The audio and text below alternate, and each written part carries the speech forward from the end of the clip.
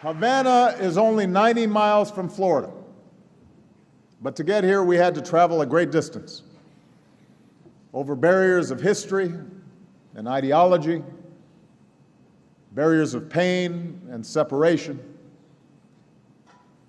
The blue waters beneath Air Force One once carried American battleships to this island to liberate, but also to exert control over Cuba. Those waters also carried generations of Cuban revolutionaries to the United States, where they built support for their cause. And that short distance has been crossed by hundreds of thousands of Cuban exiles on planes and makeshift rafts, who came to America in pursuit of freedom and opportunity, sometimes leaving behind everything they owned and every person that they loved, like so many people in both of our countries. My lifetime has spanned a time of isolation between us. The Cuban Revolution took place the same year that my father came to the United States from Kenya. The Bay of Pigs took place the year that I was born. The next year, the entire world held its breath, watching our two countries as humanity came as close as we ever have to the horror of nuclear war. As the decades rolled by, our government settled into a seemingly endless confrontation, fighting battles through proxies. In a world that remade itself time and again, one constant was the conflict between the United States and Cuba. I have come here to bury the last remnant of the Cold War in the Americas. I have come here to extend the hand of friendship to the Cuban people.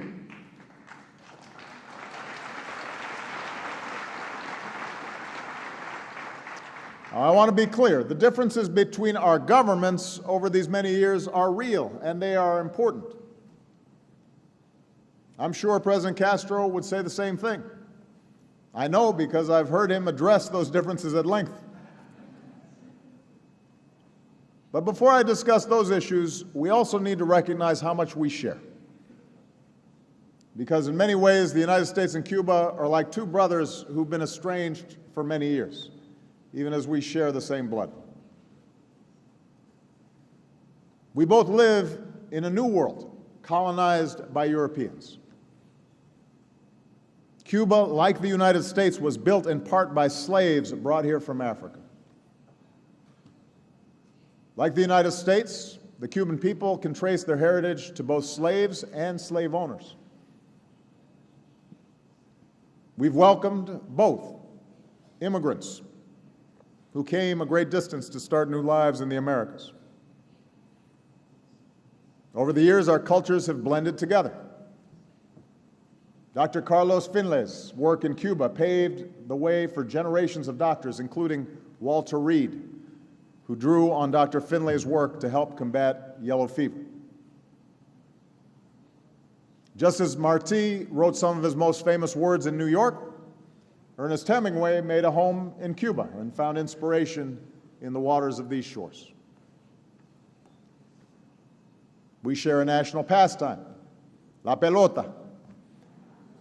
And later today, our players will compete on the same Havana field that Jackie Robinson played on before he made his major league debut. Well, as our ambassador, or chief of mission just stated, it's been nearly 90 years since the U.S. president